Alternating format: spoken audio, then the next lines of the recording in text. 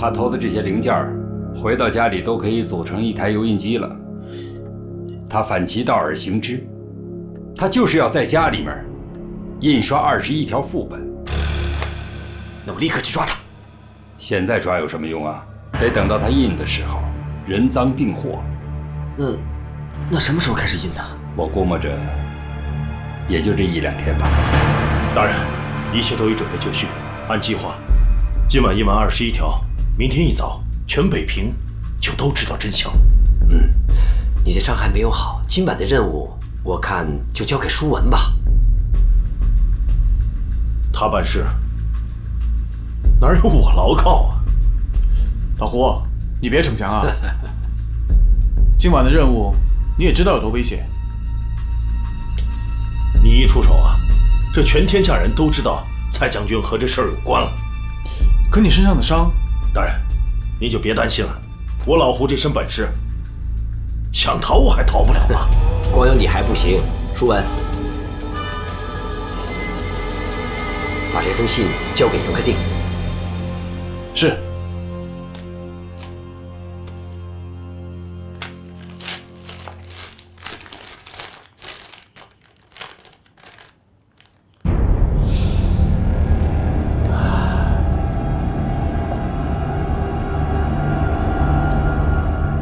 小五啊，小五，我能不能信你？小五忠心，天日可见。行，我现在跟你明说，我和松坡要让唐宽在老爷子面前失去信任，所以要阻挠唐宽捉拿老胡一事。松坡刚刚来信，说唐宽调动频繁，今夜很可能就有行动。你现在立刻带着你的人去见松坡，今夜如何行动，都得听他的。是。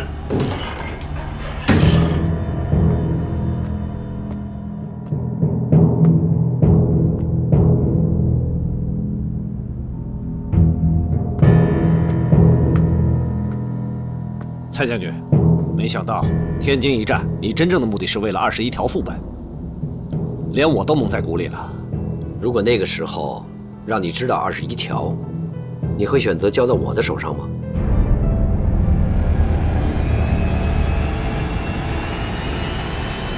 今夜之事，禁卫第4营听候将军调遣。什么情况？姓严的下班回家后就一直没出来过，一直到现在没出来过。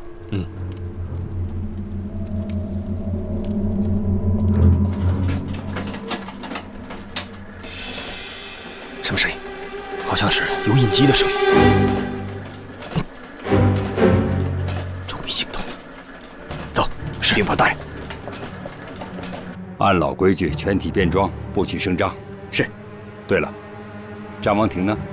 叫上他。今天晚上恐怕要有一场大战。我去叫。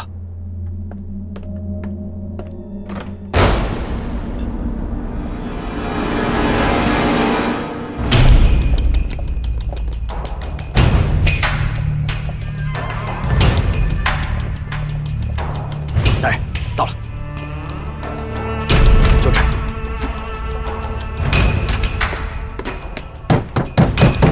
姓严的，出来！有事吗？走！是。你们这是干什么？你们私闯民宅，我可以去京师警察厅告你们。你告我？你庞大人，里面什么都没有，就有一台油印机，空转的，没印东西。说，这怎么回事？你们什么人？凭什么问我？问你话呢？我就是在家里试试油印机，这犯法吗？马波，有。报社那边有人盯着吗？没有啊。知道他要在家印，就都守这儿了。上当！报社，快走！大人，这人还抓吗？回去。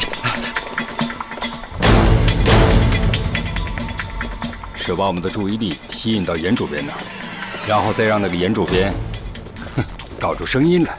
把我们吸引过去。其实，他们这是声东击西。真正印刷21条副本的，还是在报社。大人，您太聪明了。这些贼子确实很聪明，不过他们在我唐宽面前，他们还嫩了点。印刷副本需要足够的时间，只要我们现在赶到报社，一样可以使他们的阴谋落空。对，大人您说的是，有您在，这事他肯定成不了。唉，这招妙啊！这样的话，唐宽就彻底被骗开了。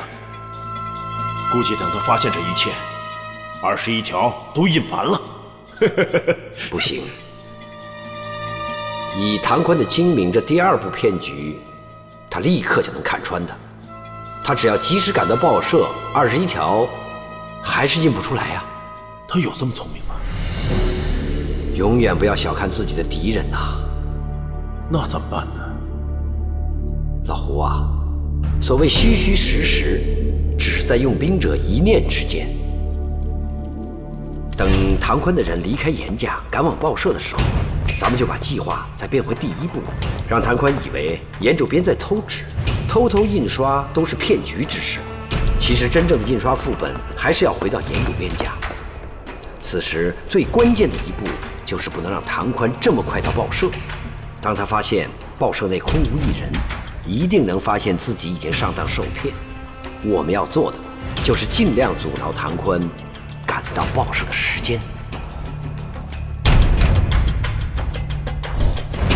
大人放心，我就是把命搁在这儿，也要死死地拖住唐宽。我再说一遍，我的计划里不需要你的命，你只是最后一关。在你之前，有别人先会阻挠唐宽大概半个小时，然后你只要稍微再阻挡一下，就可以立刻离开。且记住，不要逞强，保住性命为重。什么人会做阻挡唐宽的第1关？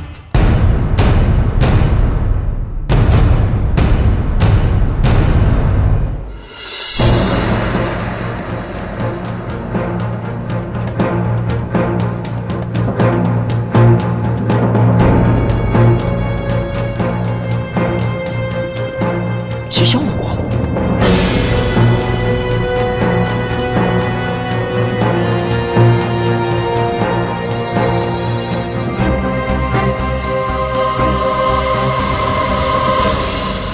唐大人，奉大公子之令，前来问您一下，那21条的事情，您查得怎么样？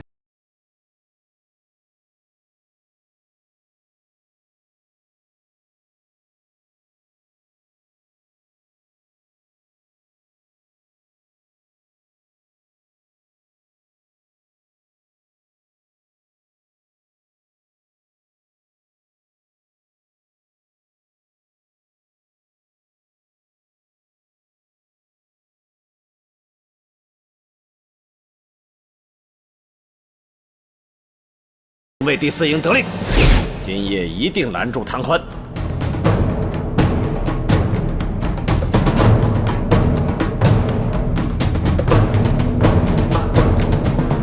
唐大人怎么不说话？这可是大公子的意思。他让你把到现在为止捉拿老胡的进展详细的汇报一遍。就在这儿，给我说就行了。我会转告大公子你的意思。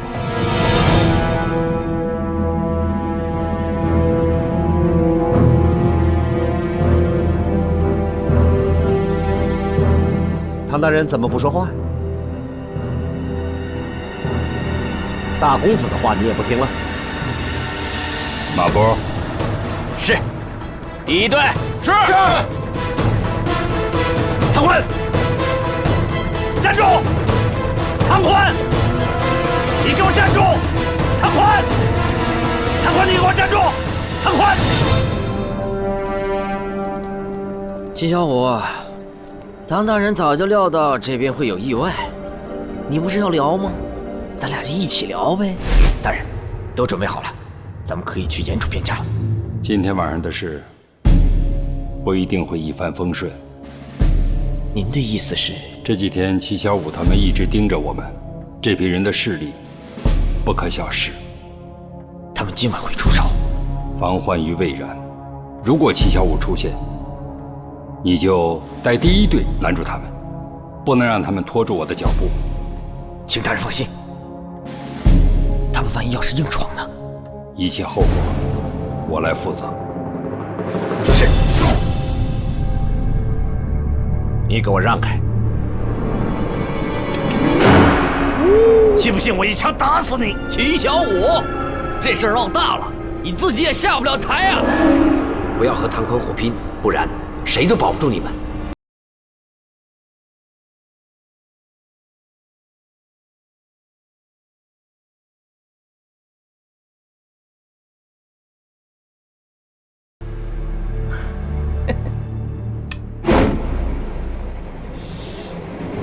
我说哥几个，想挡路啊？你们也太小瞧唐大人的本事了吧！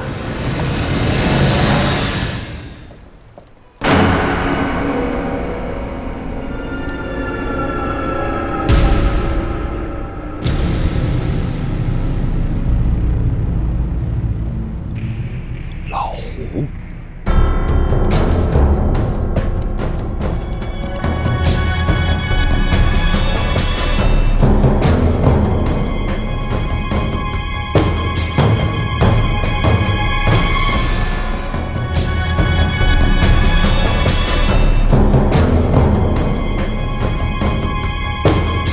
早了半个小时，不过没关系，有我在这儿，谁也别想过去。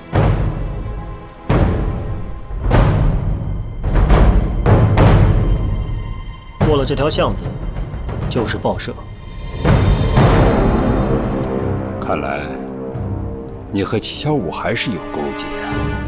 齐小五，他不是袁克定的人吗？跟我有什么关系？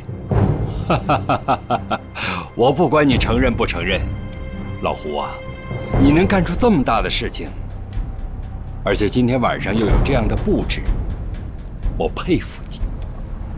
不过你不聪明了，就凭你一个人，想挡住我们这么多人，可能吗？我佩服你是条汉子，你是条真正的汉子。我给你时间考虑，要不你束手就擒，我可以免你一死。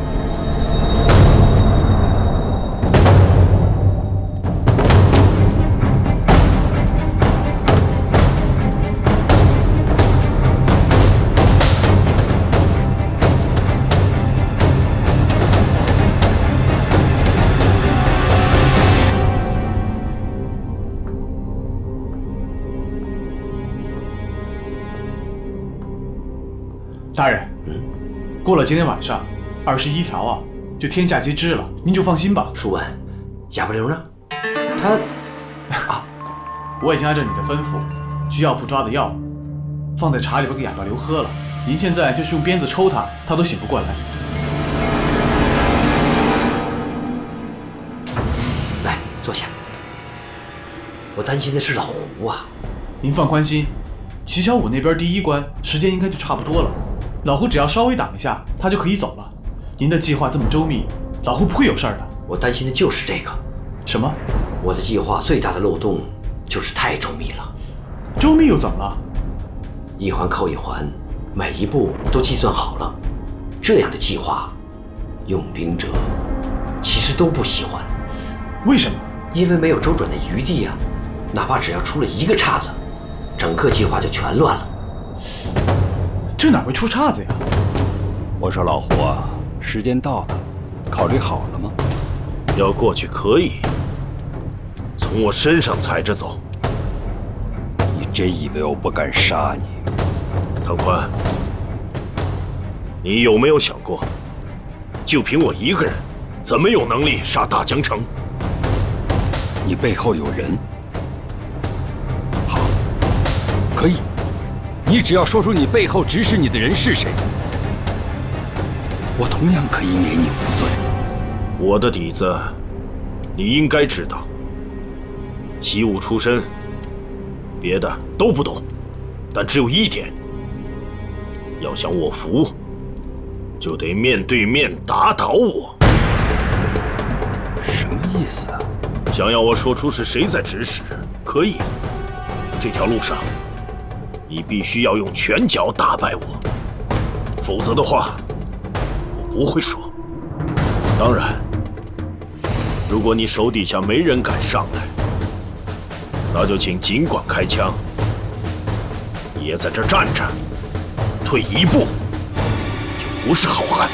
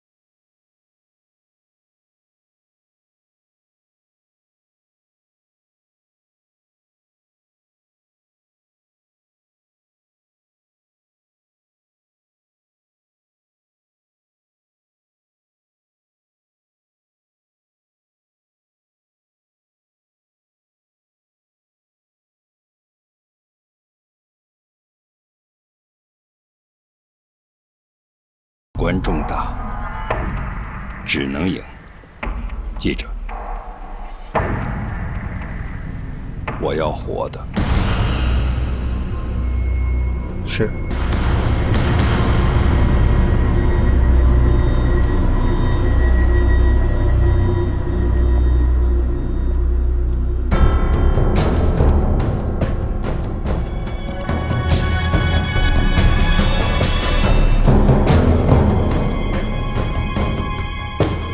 可惜了，你身上有伤。爷当年一身是伤，杀洋鬼子的时候眉头都没皱一下。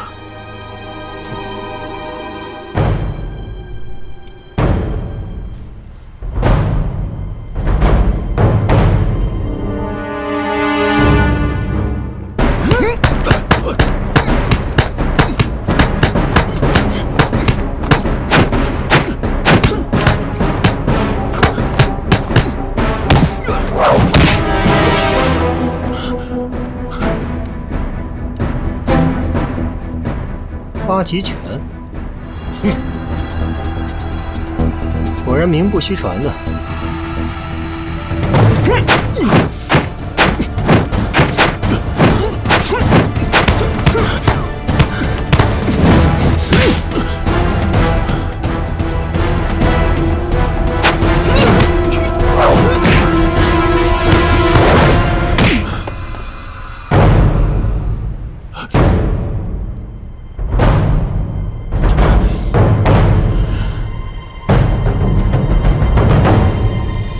三靠。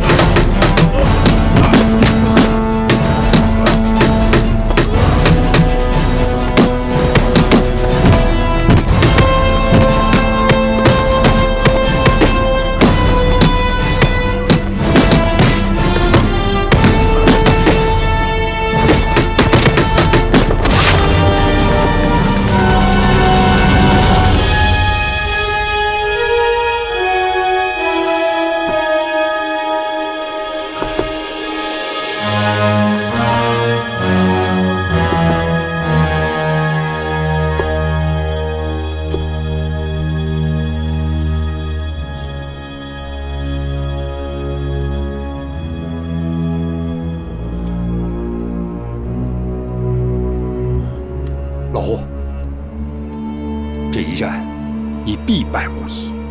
只要你说出名字，我立马放你回去。我说了，要开口，先赢我再说。何苦呢？来。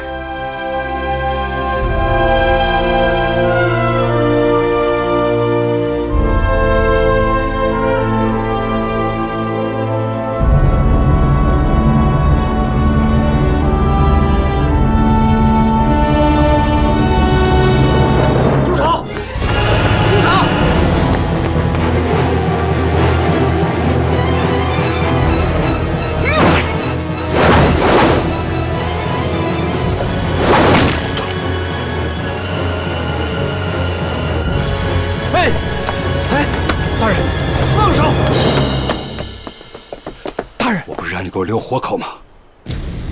这一拳没法留手，就算留活口，你也问不出什么。你看看他，我前后伤他这么多处，他还站在这儿，就没往后退过。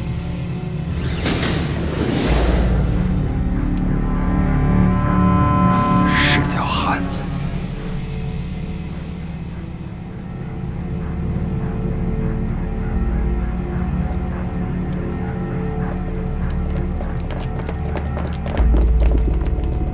刚刚是你喊的住手吧？他可是偷盗21条的窃贼呀！杀了他，你哪儿去找21条？这您就甭费心了，我自有我的办法。穿过这个胡同，就是报社。谭大人，谭大人，报社里什么人都没有。什么？走！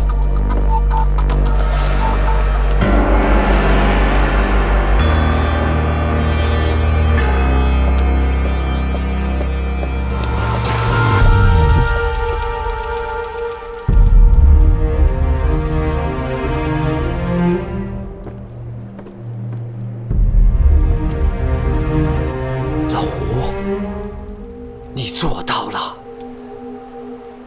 ，21条副本已经印完送走，他们已经无法改变，天下人都将会知道真相。这一切都是因为你，老胡，你睡吧。你太累了，安心的睡吧。剩下的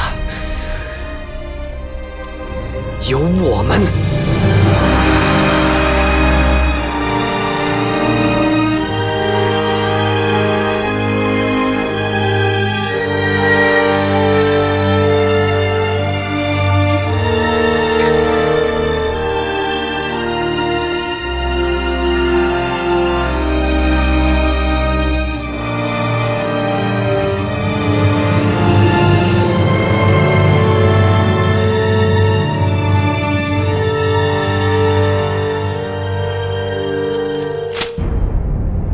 这东西已经天下皆知，所有人都说，谁签了这个，谁就是民国卖国第一人。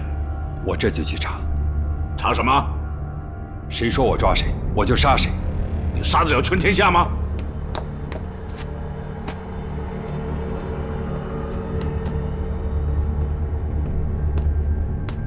大总统，这是日本驻华使馆递上来的21条条约文本，他们说希望大总统尽快签。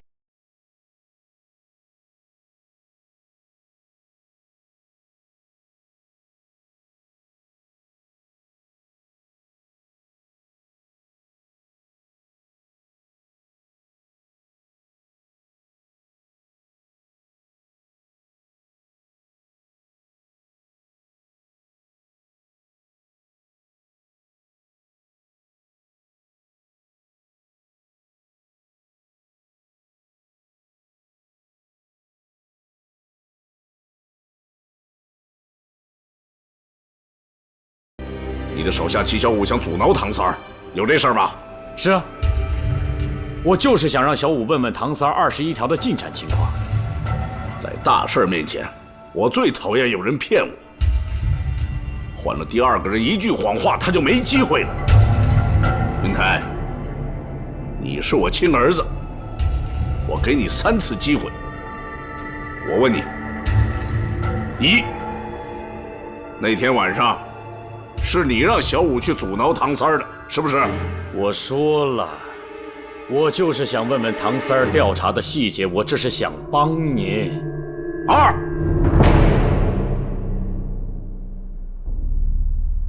您这是认定了我在撒谎。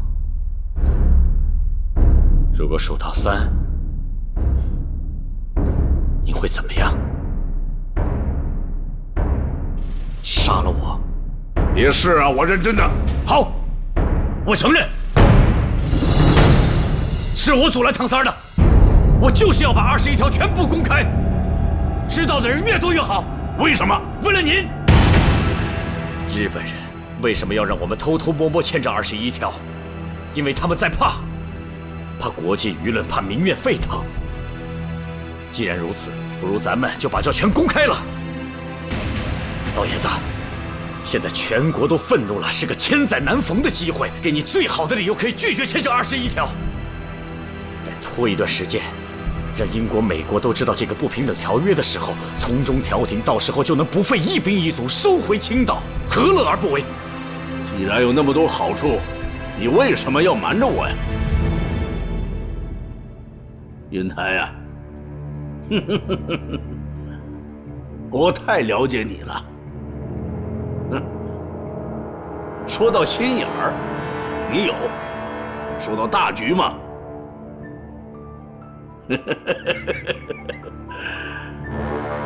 这些话不是你说的，是蔡松坡教你说的。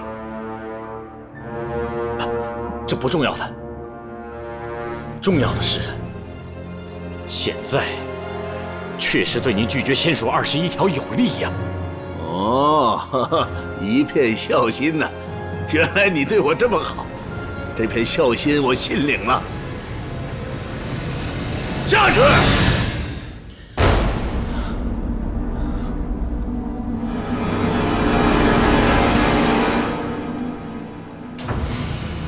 但是不管怎么样，唐三在这事儿上还是犯了大错。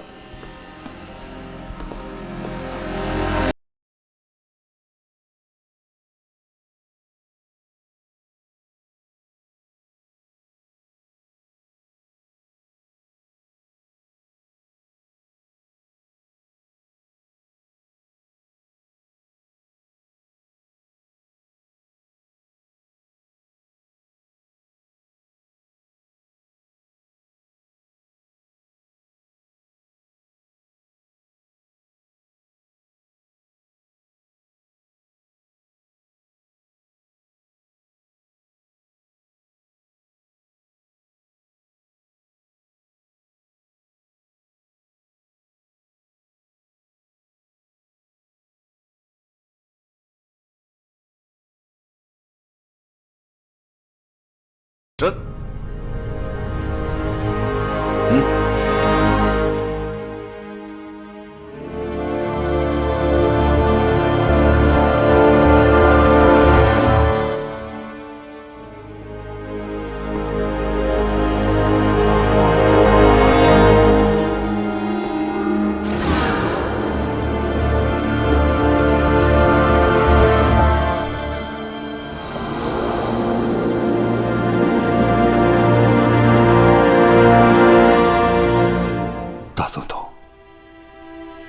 临死前，有句话我一定要说。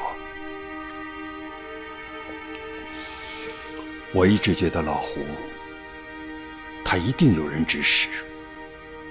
他死的那天晚上，蔡锷赶到，我才100%的确认，杀大江城夺21条副本的真正幕后黑手，他就是蔡锷。我知道我没有证据，可大总统，您一定不能放过蔡锷离开北平啊！此人一旦得势，后果不堪设想。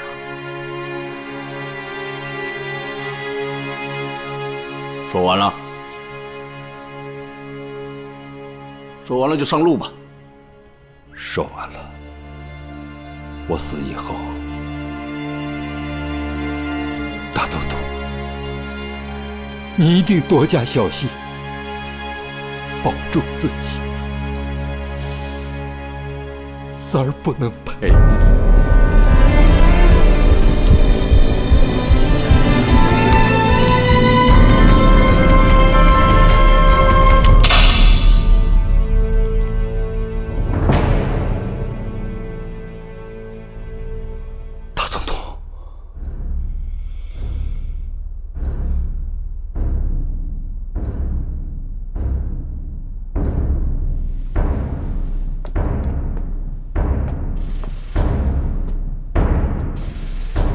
我是大总统，可全被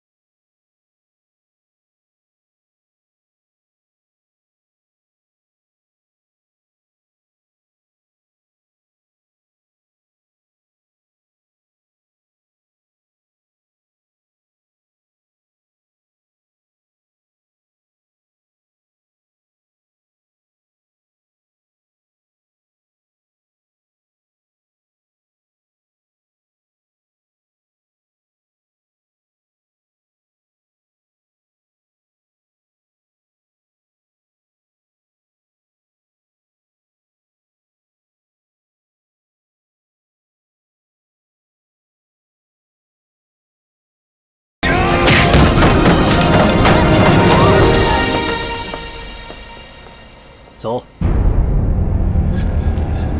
听见了吗？都走，走！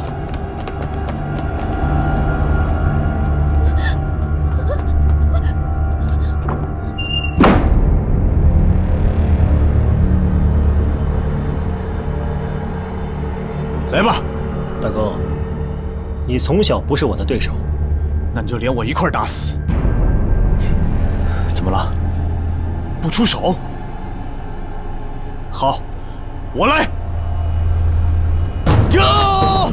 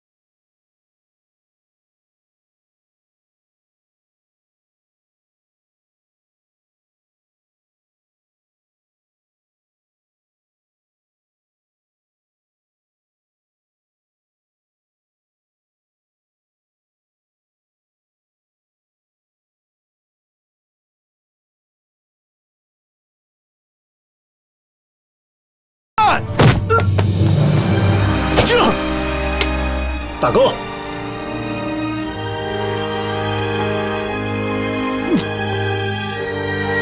不做叛逆，就不会死。你什么都不懂。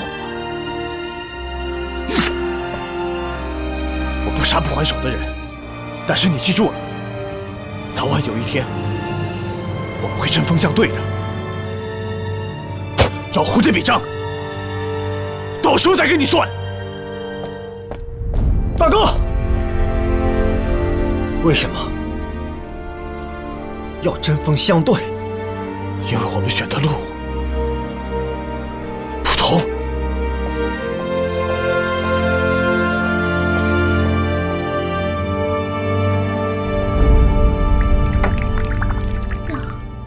这么多大洋，谭大人，您这是什么意思啊？哈哈，从今往后，蔡锷有什么特殊的举动，劳烦姑娘通报一声。谭大人，蔡将军对我有情有义，我怎么能这么对他呢？哈哈哈。不过，这玩意倒是听响不错。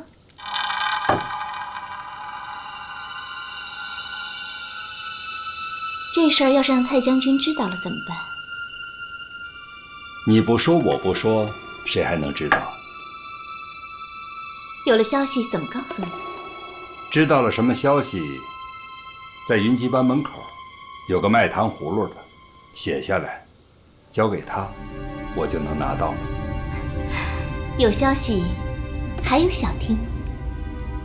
源源不断。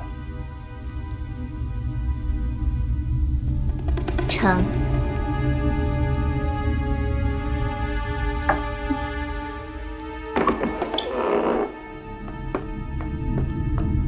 凤仙姑娘，请留步。慢走啊。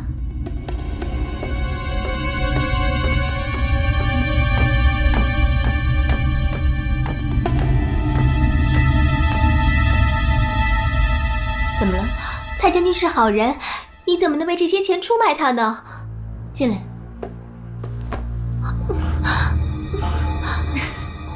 傻丫头，还真的当真了。你也不想想，我要真的想出卖蔡将军，刚才唐宽在的时候，我就把他之前的事儿都告诉他了。那你不明白，我这种身份，唐宽是不会防备的。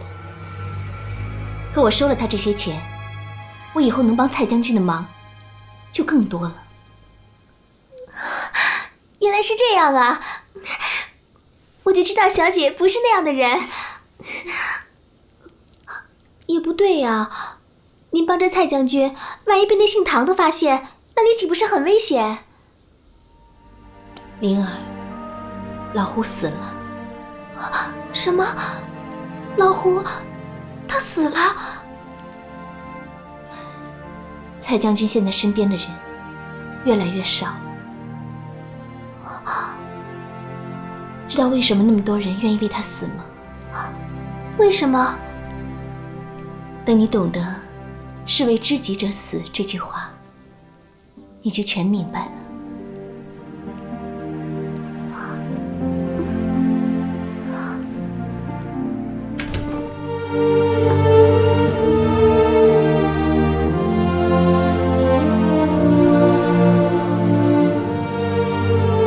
大人，您还记得我们刚到北平的时候吗？我、哑巴刘、老胡还有忠诚，我们4个都在，多热闹啊！可现在呢？现在老胡和忠诚都背叛了你，哑巴刘。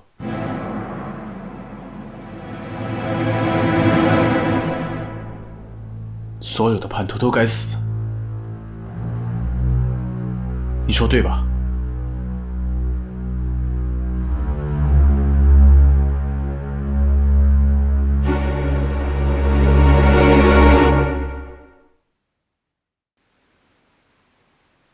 所有的叛徒都该死，你说对吧？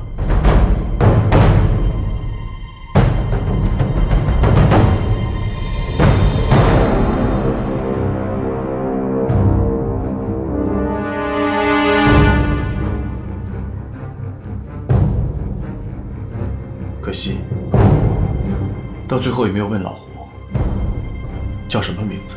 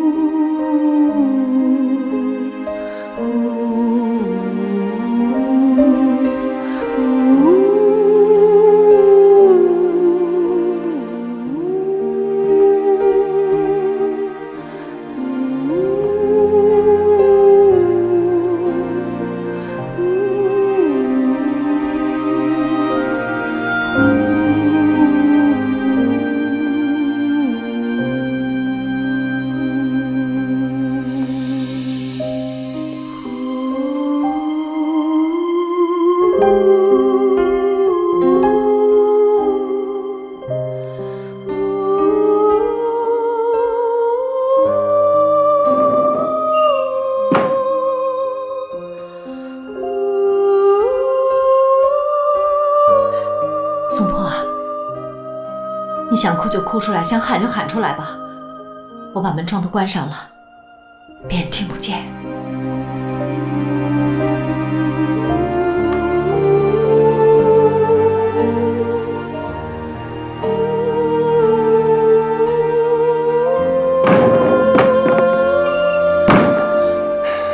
宋坡，我就是让所有的人都听着。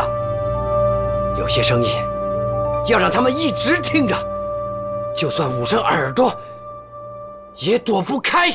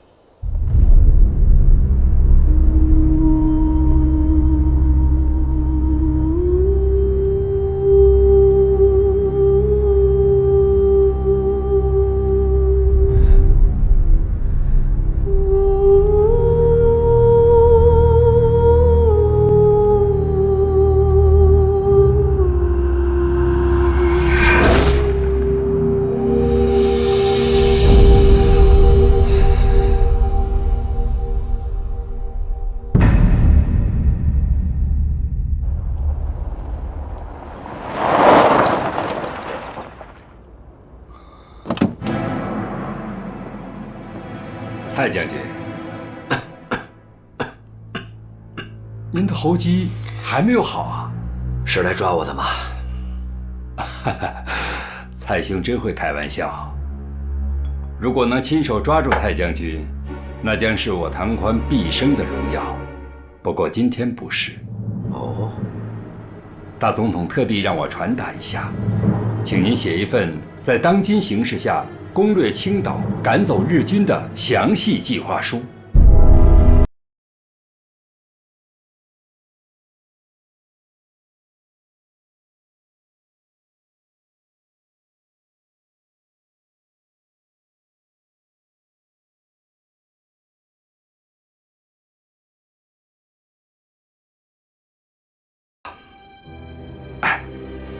那我告辞了。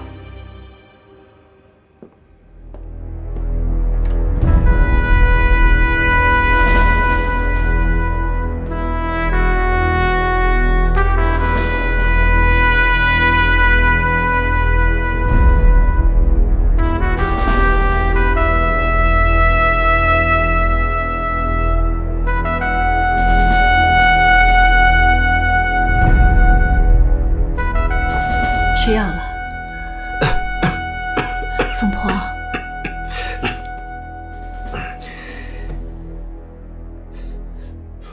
小心烫。大总统决定夺回青岛了，这是大喜事儿啊！怎么一点没看你高兴啊？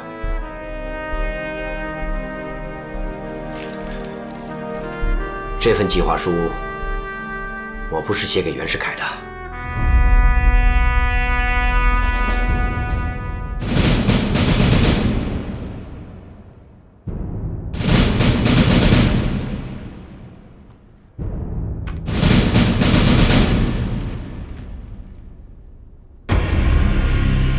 这份计划书，我马上交给大总统。请便。哎，唐大人。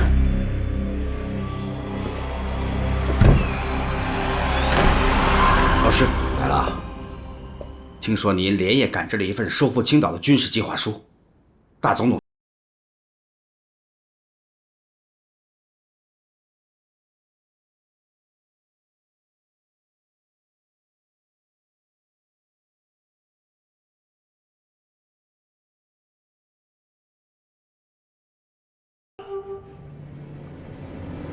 看到这一天。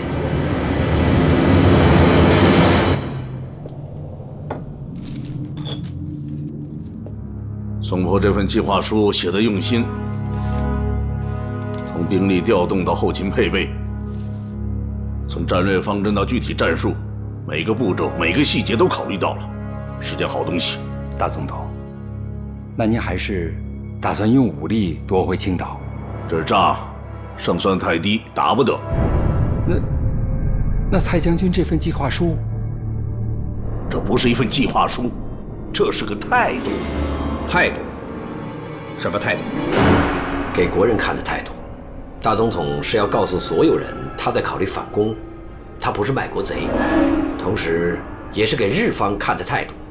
他想用压力让日方做适当的让步啊。适当的让步？那还是要签了。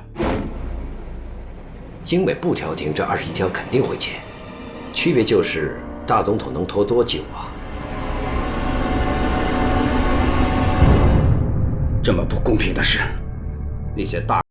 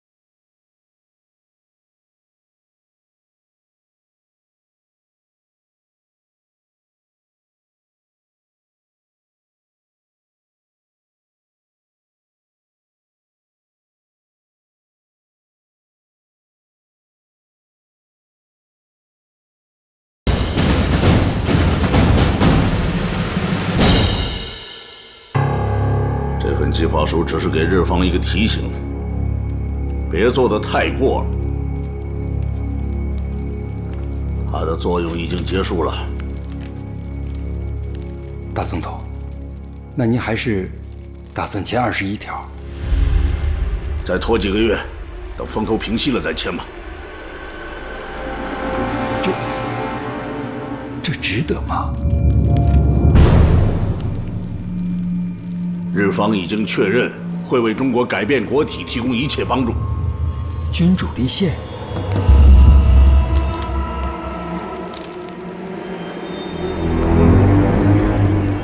唐三儿，哎，你有没有想过当皇帝？没有，梦里都没有过。本来我也没有，可是命运把我一点一点推到这一步，这野心一起，就再也无法熄灭了。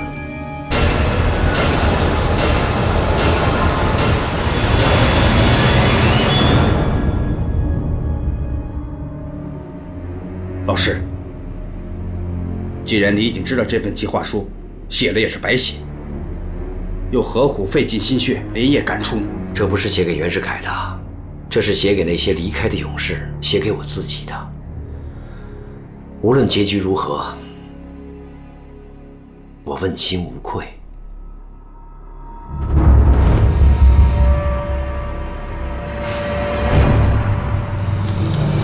21条公布于众以来，国民愤慨，天下轰动。袁世凯一直拖延签字，民国渴望的国际支持化为泡影。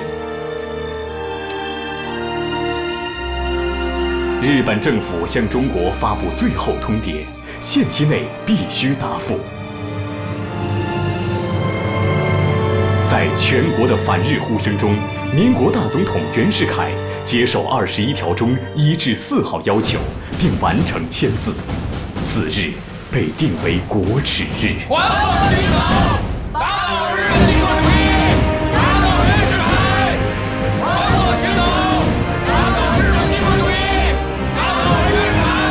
还我军港，打倒日本帝国主义，打倒袁世凯！诸位，诸位，大总统有令，不可聚众闹事，大伙都散了吧。不听他的，这是不能说话。诸位，兄弟也不想开枪，这是大总统的命令，大伙都回家吧。不行，青岛被日本人夺走了，你们不把枪口对准日本人，反而指向我们。如果你们觉得问心无愧，就开枪吧！打倒日本帝国主义！打倒日本帝国主义！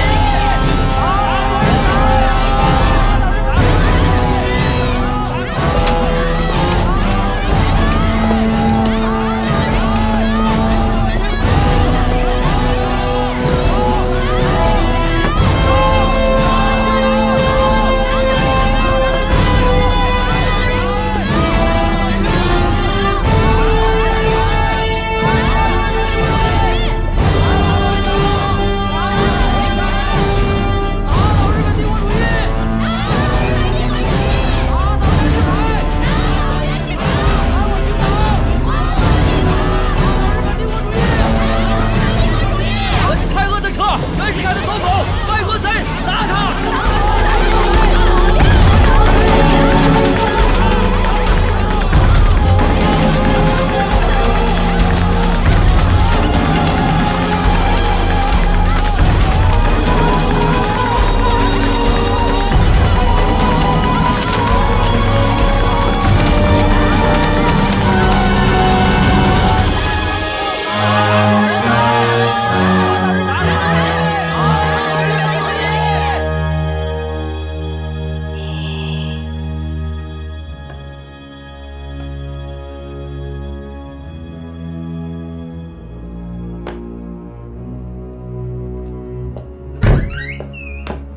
老师，来得这么早啊？雷笑，你知道吗？我来的路上听见很多人骂我是卖国贼，往我车上砸东西。他们越是骂我，我越是高兴。这说明什么？说明老百姓有了自己的思想。从今往后，谁也别想欺瞒民众，谁也别想弄权独裁，天下人都醒了。怎么了？大总统下令，要我带兵制止北平游行的学生。现在的北平已经全民皆兵，游行者比比皆是，爱国者不分贵贱，你怎么制止？制止谁？哼！传令的人说，上头的意思，必要时可以开枪。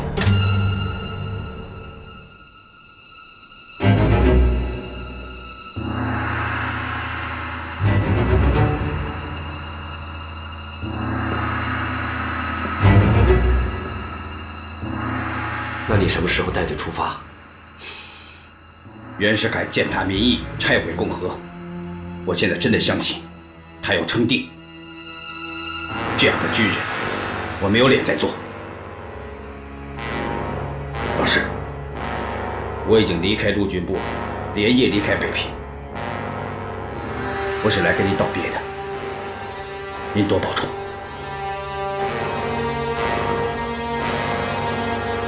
等等，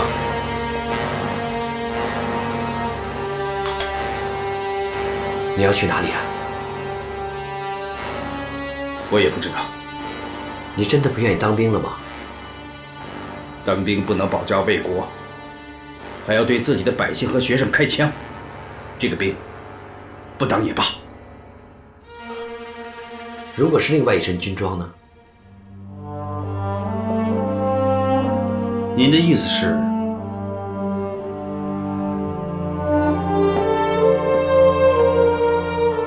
你现在离开北平，前往云南。云南，在那儿有一支护国的军队，在等着你加入。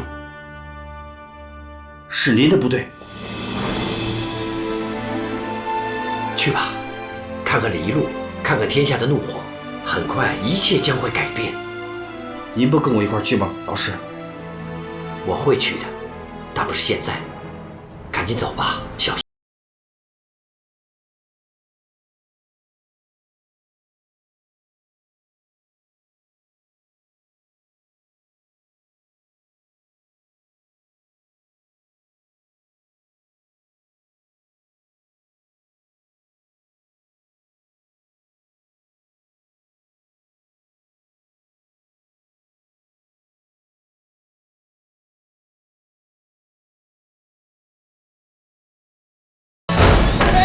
是不是开的枪？有刺客！谁开的枪？是不是开的枪？谁开的枪？谁开的枪？谁？蔡将军，那个一出门枪就响了，不知道谁干的。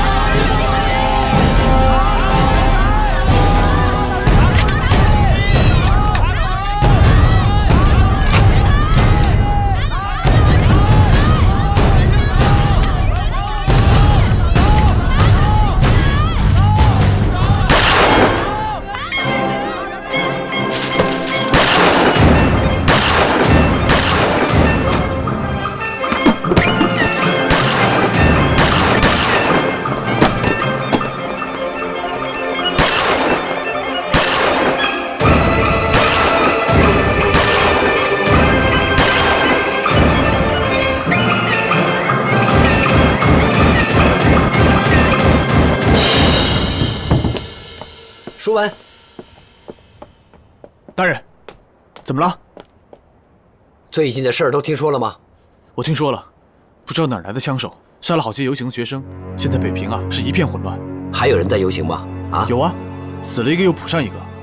那些游行的学生，不光是学生，那帮游行的人好像不怕死一样，明知道随时有枪杀的可能，但还是不断的补上，没有几个人退缩的。舒文，这就是中国的基石啊！这样，舒文在，到街上去，那些游行的学生能保护多少就保护多少。见到那些放冷枪的杀手，一个不留。大人，现在上街杀人不太合适吧？你怕了？大人，您什么时候见我怕过呀？我是担心这事瞒不过唐宽，对您不利。你尽管去，一切后果我来担当。是。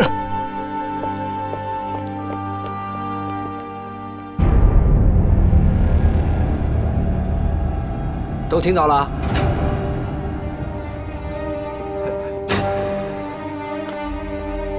外面的事就交给舒文，你就守在家里。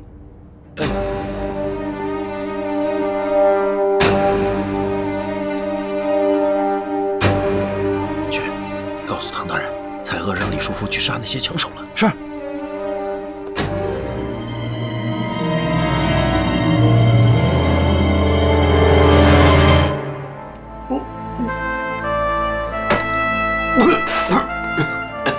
宋坡，你不能再喝酒了。大夫说了，你的嗓子不能受刺激。我这有把火在烧啊，烧的疼。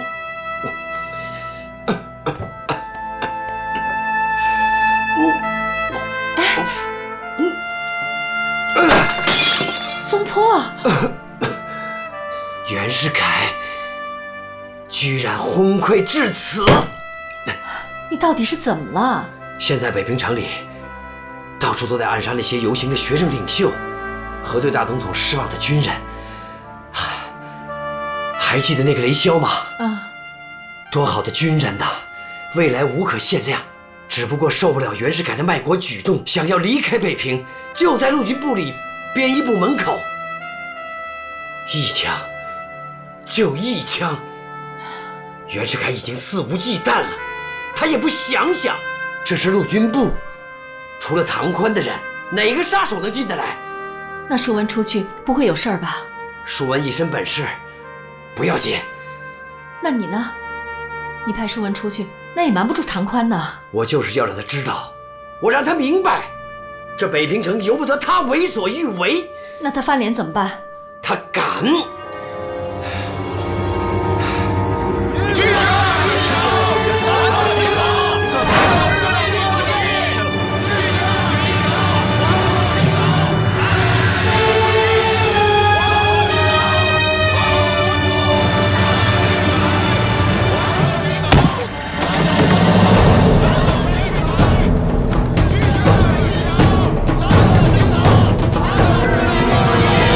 在等学生吗？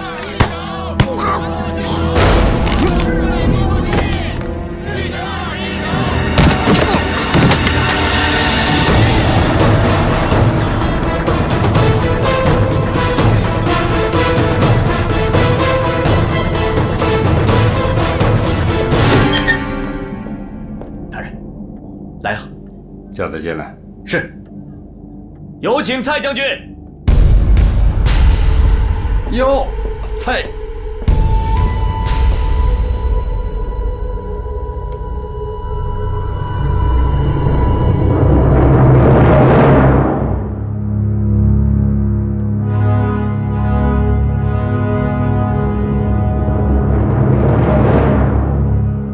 我说蔡兄，你想喝点什么？有事的直接说吧。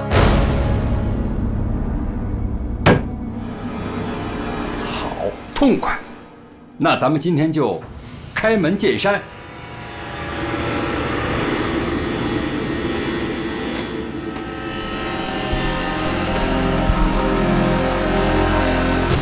你的护卫李叔文在北平城杀人，你知道吧？知道。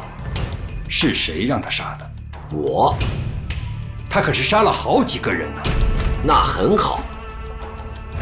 蔡将军，唐大人，你想过没有？你这样做的后果？我让舒文杀的，都是些躲在暗处刺杀军人、刺杀学生的杀手。说起来，也是帮你在维护北平的治安。你说后果？我这人行善，不求回报。我怎么了，堂兄？难不成那些胡乱杀人的杀手跟你有什么关系吗？你可想清楚了再回答。这些目无法纪、引起众怒的杀手，跟你有关系吗？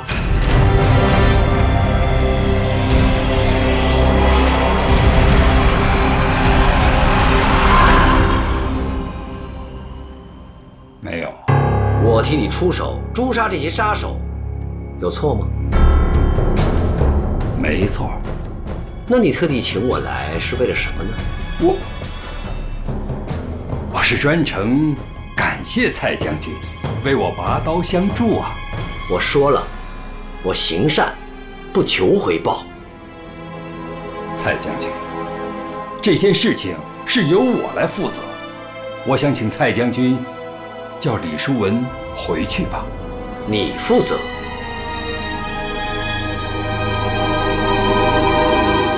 这些杀手你抓到一个了吗？这事儿啊，不用再说了。为了北平的稳定，为了帮堂兄，也为了帮大总统，我会让书文继续下去。有多少杀手就扫平多少，一个不留。听清楚了？不用太感激我。谁让咱们是朋友呢？还有事吗？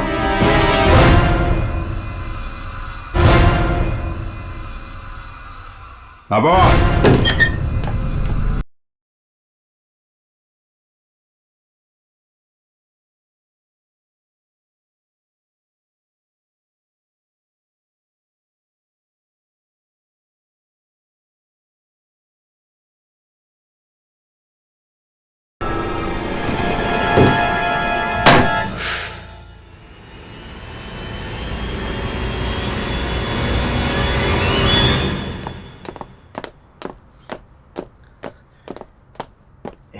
蔡将军，我就送你到这儿吧。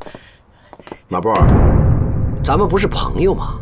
嘘，将军，这可是密室处啊！我说错什么了？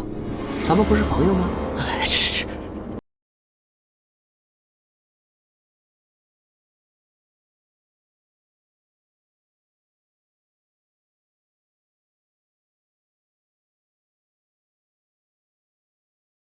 宽了。什么呀？你替我杀了大江城，帮忙掩护老胡，这么多为国为民的好事儿，唐宽可还不知道呢。将军，大人，算我求你了，你就饶了我吧！啊，这什么话？我们是朋友吗？我为你着急呢。你做了这么多，又这么谦虚，你自己不肯说出来，那我得帮你说呀。你们唐大人知道了，一定得好好赏你。我就知道。知道什么？我上了您的贼船，呸，上了您的战船，想下来就难了。那好，我现在就回去跟唐宽说一声，不就完了吗？您就别逗我了，说吧，您让我帮什么忙？2件事，你说。第一，杀雷霄的那个枪手叫什么名字？你说江眼儿。那可是唐大人最信任的神枪手，密室处很多人守着他，凭一个李书文不一定杀得了他。这个不用你担心，他有什么爱好？还能为什么？贪财呗，不贪财贪干这个？住哪儿？柏树胡同。蔡大人，那儿守备森严，你要是动手，肯定闹出大事儿。我不杀他，留着让唐宽杀。唐大人干嘛要杀他呀？第2件事，你给我盯住唐宽。接下来他要有什么大动作，第一时间告诉我。将军，你也知道我是密室处的人，我不能。那你还帮忙杀大京城？那是我杀的吗？那是你硬赖在我头上的。要不咱们进去讨论讨论这事儿？好，以后有什么事儿，我第一个通知您。前途无量。你请上车。走吧，快走。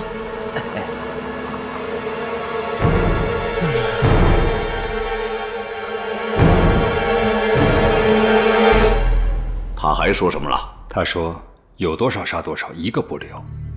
哦，那你呢？我什么都没说。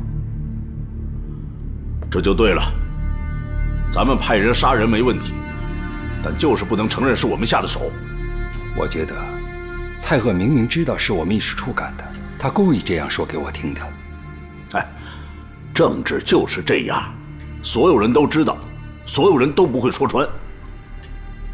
三儿，在，让那些枪手都停了吧。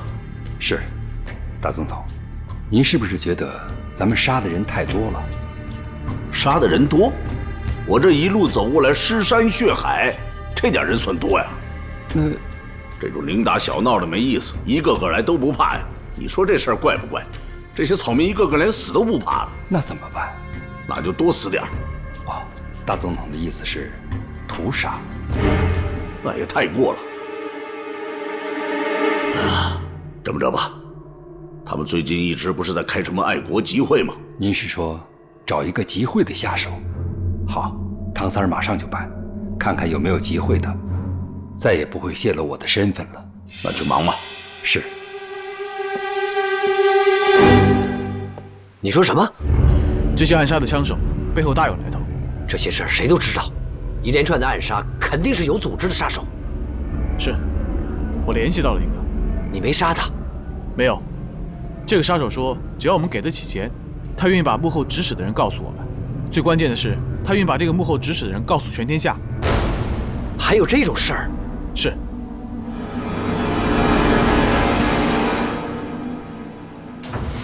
大人，那个枪手啊，住在柏树胡同。他还说，停。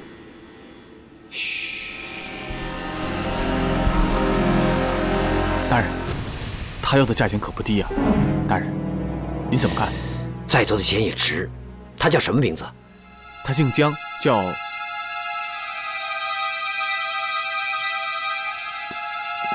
行了，我看差不多了。大人，咱说的是不是太少了？要不把全名告诉他？这就足够了。唐官这个人多疑，这几个字足够了。接下来就麻烦他跑一趟吧。哎。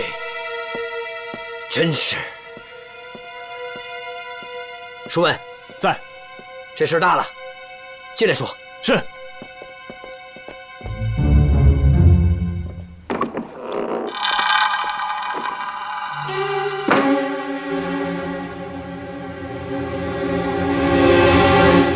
上次和21条有关的那个严主编呢？还在报社呢。您上次不是说抓他没证据吗？留着他现在用。最近这个严主编和所谓的爱国人士接触得很频繁，盯紧他。战王庭守着呢。唐大人，进来。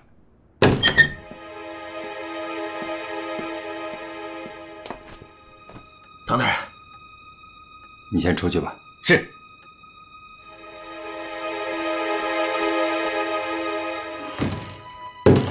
你来什么事儿？大人，您最近派的在北平暗杀的枪手里面，有没有一个姓姜的？这个怎么了？有个姓姜的枪手，贪财，他准备把您供出来，正在和蔡锷秘密交易呢。难道是姜眼儿？还真有这个人。他杀了雷霄，蔡锷会和他合作？这可难说啊，大人。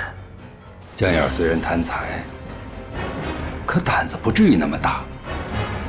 蔡锷还说，那枪手住在柏树胡同。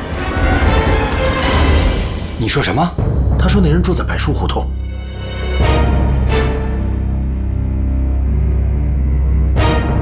怎么了，大人？这些枪手每隔几天就要换一个住处，这个姜眼搬到柏树胡同也没有几天啊，知道他下落的密室处里也没有几个。那就是说，这个人真的和蔡锷秘密交易，要不抓来问问？抓来问？搁你会承认吗？那怎么办？密室处最近的事儿，要是传出去对大总统不利，宁可错杀1000，也不能放过一个。这个人不能留。马波，大人，你派人把姜眼给做了，毁尸灭迹。我的话你没听见吗？姜眼可是你头号枪手啊！你还让我说几遍啊？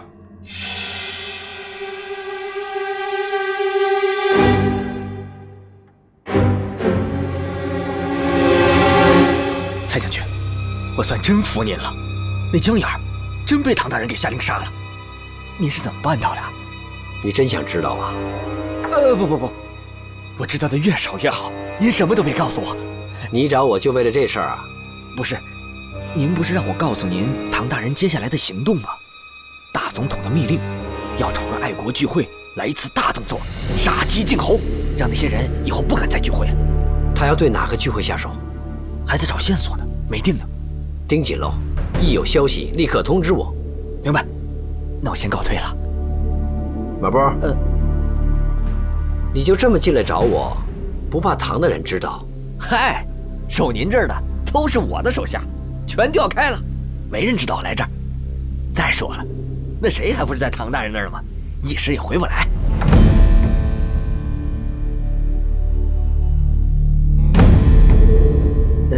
蔡将军，那我先走了。哑巴溜还在唐宽那儿呢吧？他是装哑巴装得太久了，变狠了吧？您到底有什么是不知道的？大人什么事情都知道。马波，我劝你啊，好好跟大人合作，别耍小聪明，别拿自己的脑袋做赌注。舒文，好好说。马波不已经是咱们自己人了吗？是吧？是。认识您，算是我们家烧高香祭祖得了。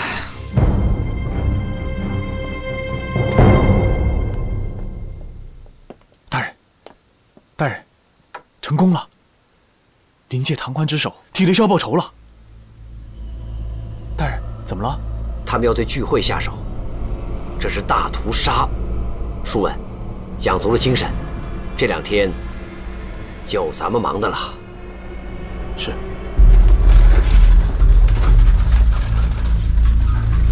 来，快走，聚会的事儿就这么定了，好吧？好，快走，快走，走。快，小心点儿。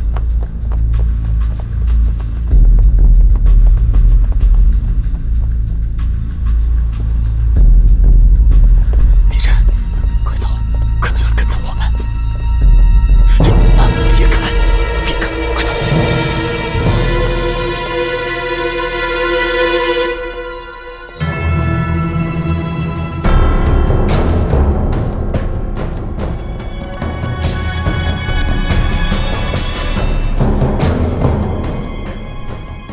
你想干什么？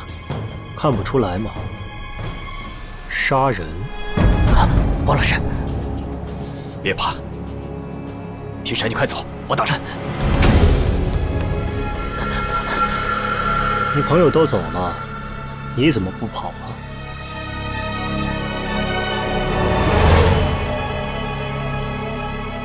你想干什么？谁让你来的？不怕死啊？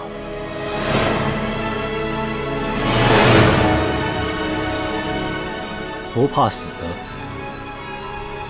我不需要。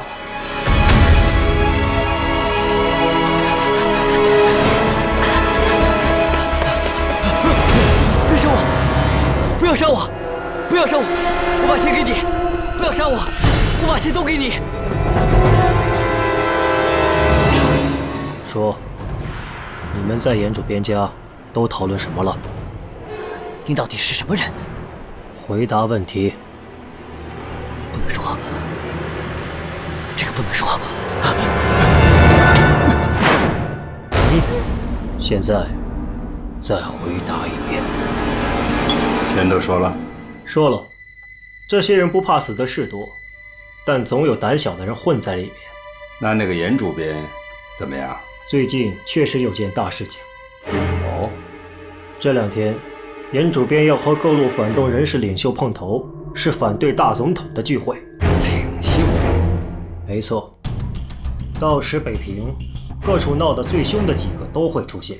2天后，在什么地方？什么地方还不知道。我把那小子放回去了，有消息他会通知我。你就不担心他会泄密吗？我了解胆小的人，他不敢。好。好，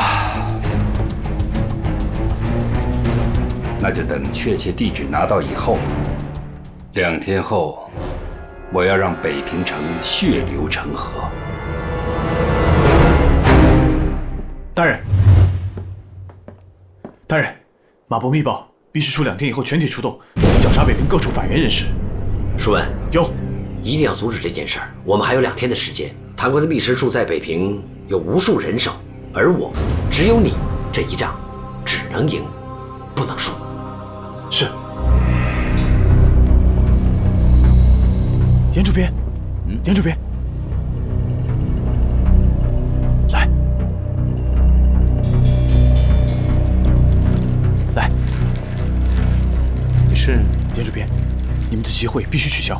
你是谁？你不要管我是谁，你只要知道有人在盯着你们，如果你们一旦集会，必定会血流成河。请相信我，我是上次给你21条副本老胡的朋友。证据呢？哼，我看你是拿不出证据来。请你相信我，我是真心想保护你们。